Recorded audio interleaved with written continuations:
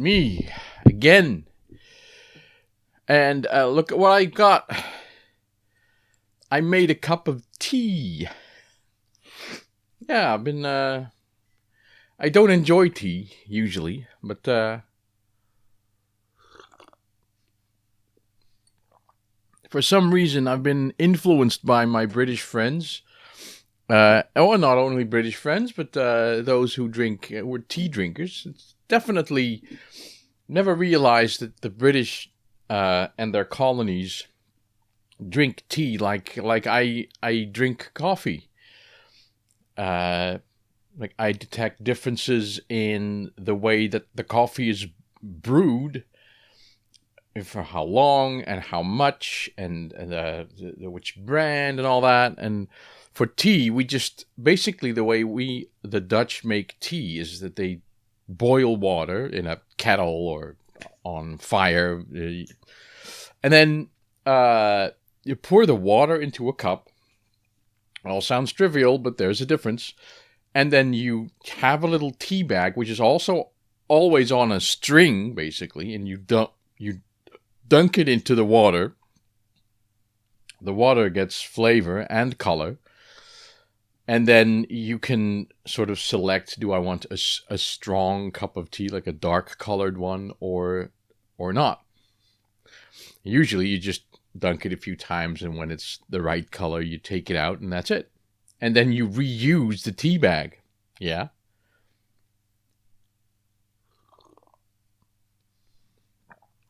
Now that may all sound like blasphemy, but that is also the reason why I think tea, the way that we make it, is basically meant for people who are feeling ill. That's when you drink tea, and otherwise you drink coffee. Like, I don't know.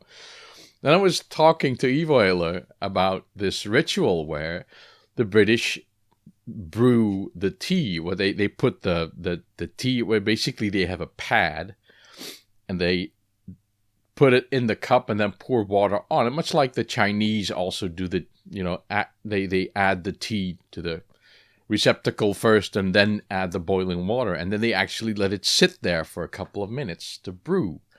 And then in the end, you destroy the flavor by adding milk. I don't know who thought of that, but that's what I've done here. So I've taken my Dutch type of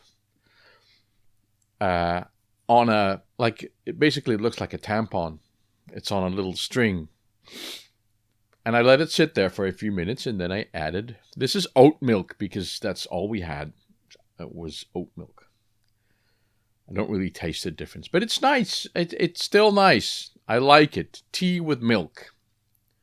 But someone's going to have to teach me how to make a proper cup of tea, how to do it, how long and which brand. I want specifics.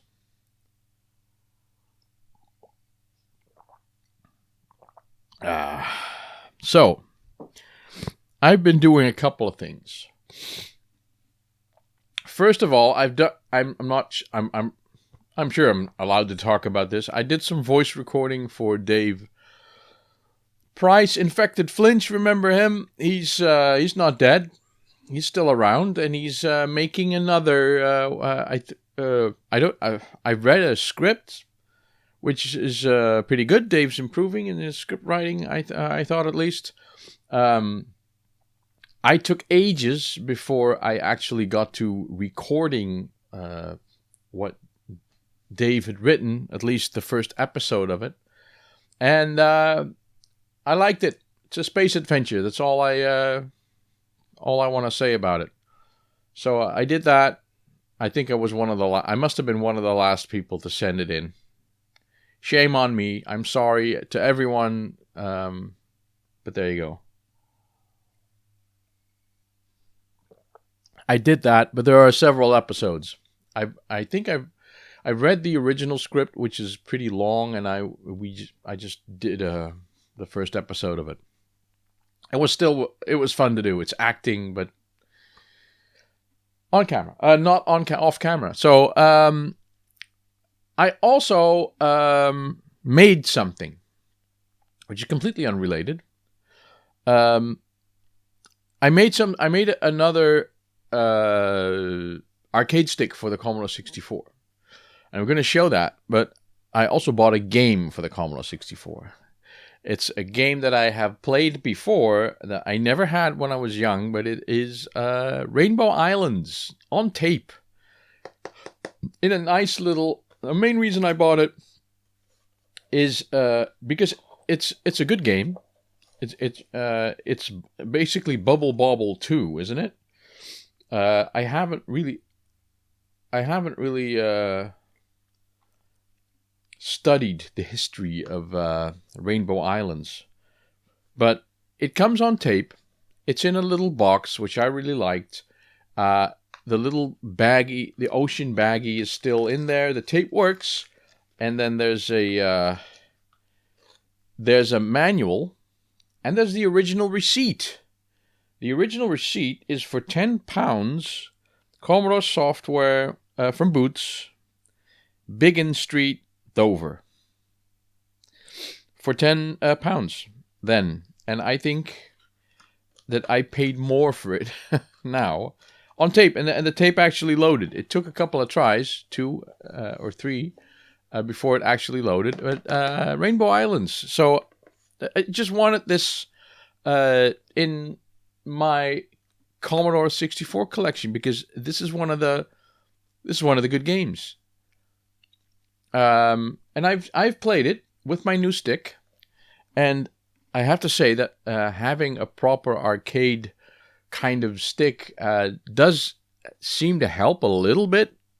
Still doesn't make me wanna, or it doesn't make me the king of gaming, but definitely works. I'm going to show my stick, the one that I made. I should look at the lens. Learn to look at the lens. Now, here it is. It's still attached. Oh. Here we go. What's going to happen? Nothing's going to happen. Here it is. It's very simple. It's a stick. It doesn't have micro switches. It's the Leaf Pro switch that I showed in one of my previous videos, and I have this button in it, which is like a tough clicky button. I really have to make an effort to press it, but I don't mind that. When playing Commodore 64 games, I don't mind it. I bought these to actually serve as, because it has 25 cents on it, I bought it as because I have a button with this function in my real arcade stick, but they wouldn't fit. So, and I don't have the tools or the patience to make the hole fit this button. So I thought, hey, why not put it in here? So I bought a smaller size IKEA pad again. You can tell that it's IKEA because it says so right here. Drilled a couple of holes, and I installed the stick inside. Now, the wire came from the old Suzo stick that I had bought that had the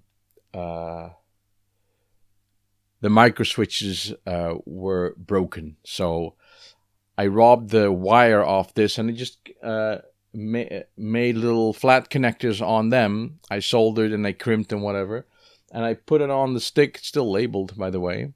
And there's the button. And then I made this. I mean, the wood.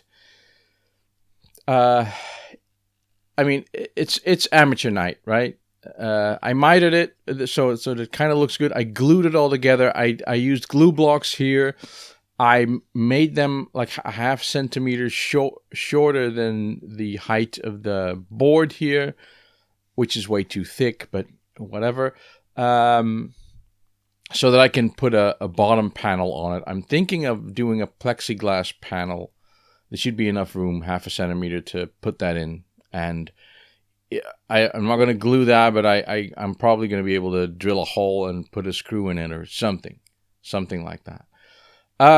Which brings me to, and just the wire comes out here, and it works. It works. I'm happy that I made it, and I'm happy that I have it.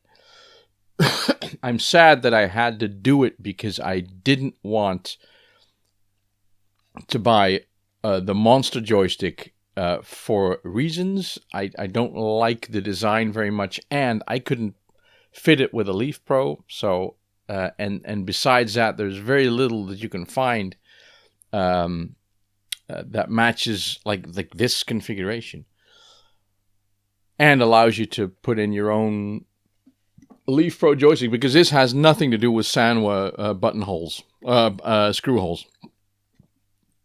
But the thing that I want to mention is that by far the hardest thing about building an arcade stick like this is the woodwork in the box. You can see that it's not, you know, this is a little, hangs over a little farther than on this side, and it's got this weird thing here, and it's, you know, it's kind of sad. It's because I'm not good at woodworking. I don't really have the tools to do it. So building the box, you will find, is the hardest thing. Now, you can, I'm gonna put it down. I should have like made something in Blender and then find someone with a CNC device that can sort of cut out the holes and all the things, or I should have a 3D printer and do my own. But I'm, you know, do my own box printing. But I'm just gonna do that once. You know, I'm not gonna invest all that time into making a stick like this one. So my advice really is find a professional that makes this stuff. Right? You pay him a little bit more, but the end result looks so much smarter than this. Unless you're okay with, like, you know, the homebrew thing, but it works fine. You want to know something? If you put this on your lap, it's actually a little bit too small. You know, the weight is good and it works fine. You know, if you're okay with that, then it's fine.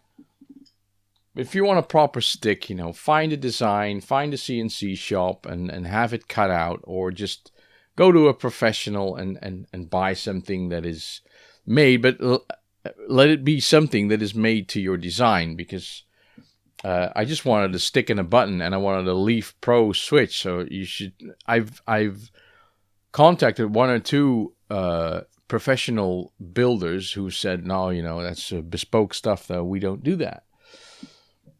So you have to select whatever we've thought up for you. So you must have something that is Sanwa compatible, which is fine. There's enough of those. Good sticks and good buttons, but not a Leaf Pro. So I made yet another stick. So that's 3 now, and I'm done with the stick making. That is it. One thing that I have not done yet is to show my arcade setup you can see the display. So I'm going to move the camera and I'm going to show what I've made. I'm going to talk about a little, you'll see me play a little game, but that's beside the point really. I just want to show the thing that I've made with, and that I use my JAMA stick on. So bear with me, I'll move the camera and we'll have a little look. Okay, now, first of all, this is just an overview shot of what it all is. This is the stick. You've seen this. This has got 2 Sanwa joysticks, bat tops. I have the octagonal restrictor plates in it, 4 buttons, blah blah blah. And the most important thing about this, I guess, is the JAMA connector that I have with this. This was specifically made to be used with JAMA boards. Now above that, with all the flickering lights, and this is one of those hand videos. See, there are 2 boards. It's the 19-in-1 and the 60-in-1. The 60-in-1 is now connected. There are vertical games, and the 19-in-1 are horizontal games. As you can see, the screen that I have is now in vertical orientation, but I can tilt that. I can, if I want to play the horizontal games, I can just simply turn the monitor. I have 2 Logitech speakers, and in the back, can you see that? Yeah, between the monitor and the speaker there is a PC power supply, which feeds power into the 2 boards. Now, having the board set up like this is not advisable because, well, everything is exposed. I have at one point made like a short by putting the board on a piece of metal. So this is not ideal, but I have it sitting here all the time, and there's nothing's going to happen to it. Although the other day I spilled some water this way, and luckily everything survived, but that could have killed the hardware. So it's better to have that in a box. Perhaps even better to have them built into the stick. Who knows? But that's the complete setup, and I'll make a couple of close-ups so that you can see better what I've just talked about. Okay, well, I'm just gonna skip the stick bit because you've seen the stick so much. This is the JAMA connector, and it connects to the edge connector of the bottom board. I marked the component side so I know how to put it on. On the side here is a 3.5-inch connector stereo for the speakers, and there's a VGA connector there, and this is where the PC power supply. This is just a Molex connector. Now, the power supply that I found has an on-off switch, and it had multiple of these connectors, so it powers both boards at the same time. If I want to switch to the other board, I have to unplug these two, replug them there, and then I can continue playing. There are solutions that switch between those things. I have looked at them. I just haven't bought any of them. Let's do this. I can play a bit of this. It's Ms. Pac-Man. See, the speakers sound pretty good. And it's easy enough, you know. I can just turn this on. It takes a little while to boot. But that's okay. Love me some Ghost. Thank you.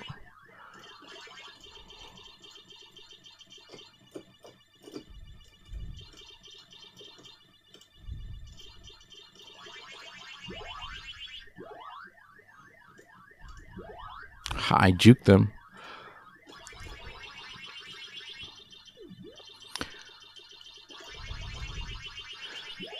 Now, one of the downsides of these arcade games is that I have to wait until I'm dead before I can play another game. So I'm just going to die.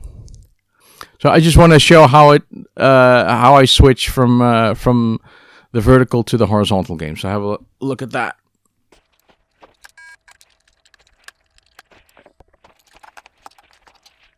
Now, of course, finding a